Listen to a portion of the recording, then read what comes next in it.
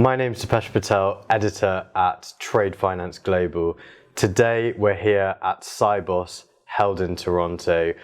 We're on the collaboration couch this morning. I'm delighted to be joined by Roger van Lemaren at Lloyds Bank and Patrick Zecker from Inigeo. Welcome to Trade Finance Talks from Sibos. Great to be here. So, elevator pitch in 30 seconds or so. Who are you, where are you from, and what do you do? Roger? Yeah, great. Thanks, Dipesh. Really good to be here. I'm the product head for trade and the working capital business at Lloyds Bank in the UK. Thank you. So you've joined us from London. And Patrick, Correct. What about you? Yeah, Patrick Zecker, CEO of Inigeo. We're doing the electronic transferable records, the technology provider from Stockholm. Thank you very much. So joining us from across the pond, well, we've all come from across the pond. So as I said, we're on the collaboration couch, which we termed 5 minutes ago. And that's what Sibos is all about. And I think let's kick off with some news. First of all, I want, Roger, you to talk about why collaboration and partnerships are important. And I think you've got some exciting news to announce this morning. Yeah, great. Perhaps we'll start there, Dipesh. Look, this morning we were really pleased to announce that Lloyds Bank has made an investment into Inigeo, and that's really on the back of a long-standing partnership that we've had with Patrick and the team for the last 4 years. And, you know, the partnership to date's been great, and the next phase of our partnership will really help us to further enhance our efforts in the digitalization of trade. And I think kind of picking up a bit on your previous point as well around, you know, why partnerships are so important. I think, you know, the number of things that we've been able to achieve together with Patrick and the team in Inigeo we're really pleased with. But, you know, it's not just down to us. We really need the rest of the industry, all the banks, Swift, the freighting companies, etc., and everyone else to really join into our efforts to allow the digitalization of trade globally. Patrick, can you give us a bit of a history? So why the partnership, or why did Inigeo start working with Lloyds in the first place? And can you talk us through the story of how we've come to where we are today? Yeah, absolutely. I think it has been a great partnership. And as Roger said, you know, we are dependent on each other in order to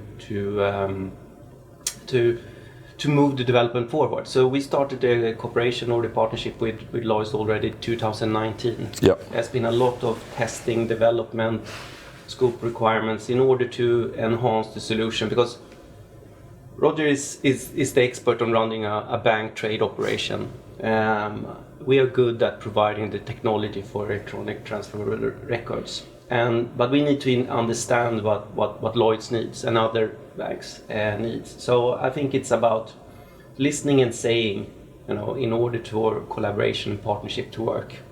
And I fully agree with that. We need all to be part of this, to contribute, because trade is by nature collaboration. It's interdependencies, and especially if we're going to do a cross-industry change, this will be critical that we get moving, all of us. Yeah, thank you, Patrick. Roger, digitalizing trade is something we've been talking about for a very long time. Yeah. I think it's been given a bit of a rocket boost after the ETDA, the Electronic Trade Documents Act, has come into force in London, in England, across English kind of common law. Yeah. Can you give me 3 benefits of digitalizing in trade with respect to the ETDA coming into force? Yeah, definitely. Look, and before I do that, just some background, I guess. Together with Inigeo, we launched the first digital version of a promissory note back in 2022, a real first for industry, and we've done a number of these transactions since. They are digital trade transactions pre-law change, so they exist outside of the new Electronic Trade Documents Act, but it's really helped us to test how to digitalize trade and identify what the benefits are for all companies involved. And really the benefits as we see them are, first of all, from an economic perspective. So the ICC in the UK has estimated that the Electronic Trade Documents Act will enable 25 billion of incremental SME export growth. But it will also reduce costs drastically. You can imagine just taking paper out, putting it into a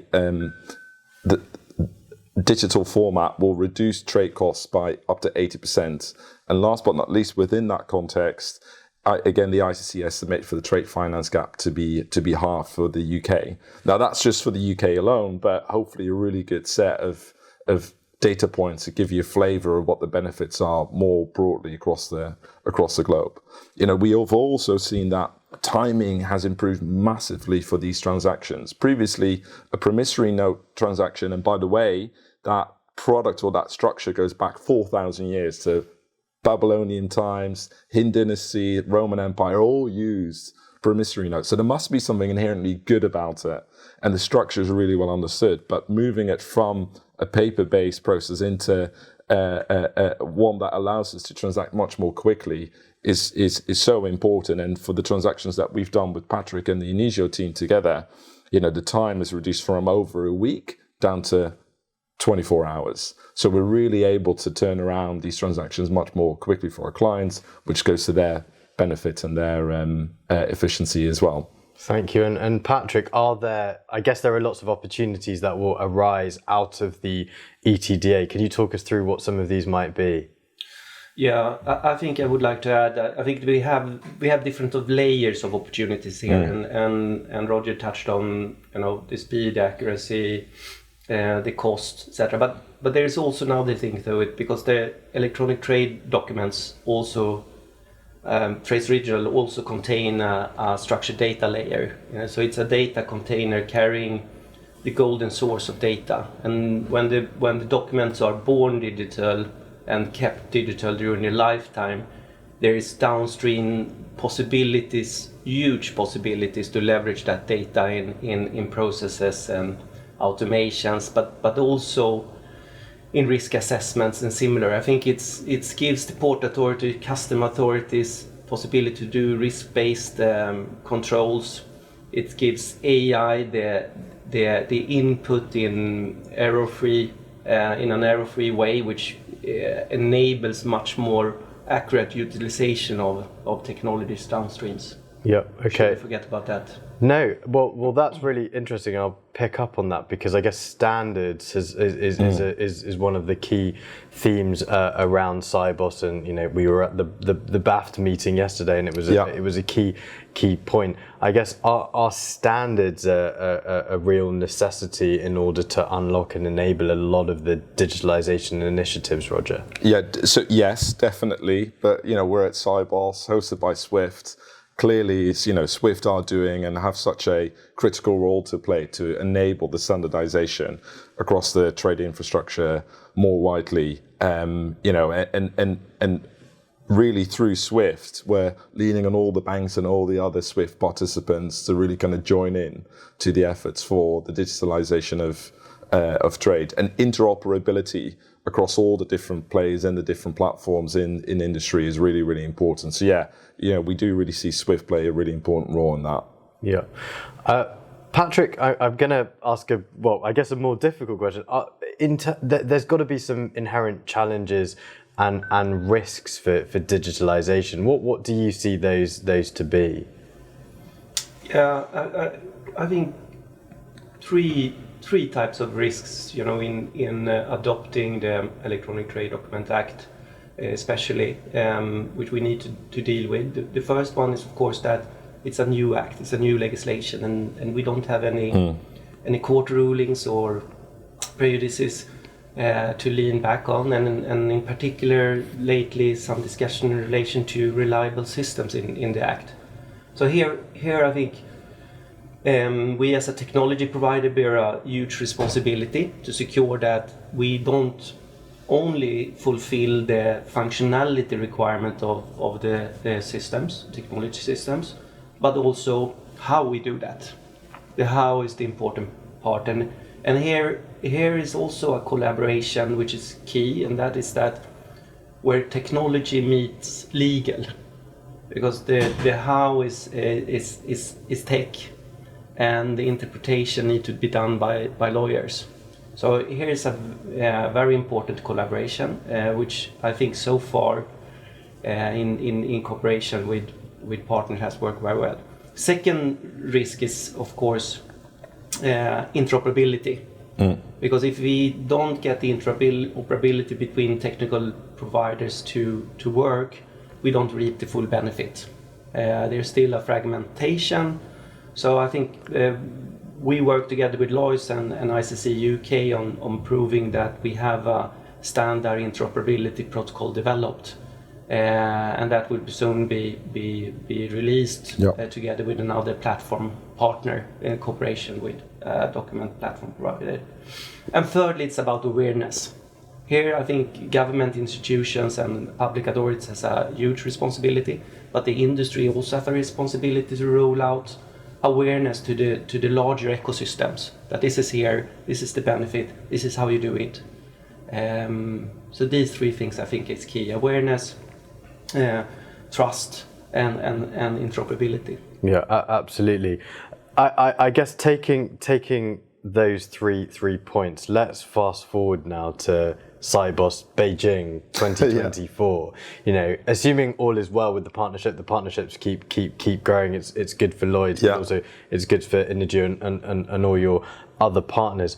How would you both measure success of Roger, for you, of Lloyds and the trade bank, and Patrick, not just Inigeo but more widely, truly interoperable, standardized digital paperless trade? Roger. Yeah, so I think for us it's twofold, maybe threefold actually. Twofold. The first point I think will be around actually having done a substantial number of transactions in the digital format post-law change. You know, that's something that we've made good progress on already, and you should hear a bit more from us in the next couple of days when the law change comes to effect on Wednesday of this week. Secondly, I would say client feedback. You know, we really want to sort of understand how these changes in the align processes really stands to benefit our existing clients who already trade. Thirdly, I would say talked a bit to the opportunity that you've heard Patrick and me talk about as well. You know, we really believe that these changes should stand to benefit prospective exporters as much as existing exporters. So we are already doing a lot of work with the IC in the UK, the Department for Business and Trade, UK Export Finance, and a number of others, to really bring to life to UK companies, but the same will apply to any company elsewhere in the world, the benefits that the digitalization trade brings, and hopefully to encourage more businesses to start trading internationally. So yeah, those three things for us. Thank you very much. Very, very clear, quite tangible, deliverable. Yeah, so you have to ask me again in a year's time. Exactly. See you in Beijing. Patrick, what about you? I can only agree with what Roger said. I think adoption is key, and broader adoptions. You know, here's a possibility now to bring all the parties in a trade transaction together. You know, you have the carrier, the freight forwarder, you have the port authorities, you have the banks, you have the exporter, importer. I think we have a massive opportunity now to bring everyone together. So broadly and widely adoption is important. Geographically also, I think we can leverage the UK legislation much more than I think people are aware of. Yes, absolutely. And that is key. And I think it's starting to come up in certain countries that we actually trade under UK law. And yeah, I think these are. And then, of course, you know, I want to have lots of requirements where we continue to develop this, and people are shouting at us, telling us to, you know, continue to develop. That was Roger van der Maren from Lloyds Bank and Patrick Zekker at Inigeo joining us at Sibos Toronto 2023 on the collaboration couch. I'm Dipesh Patel from Trade Finance Global. Over and out.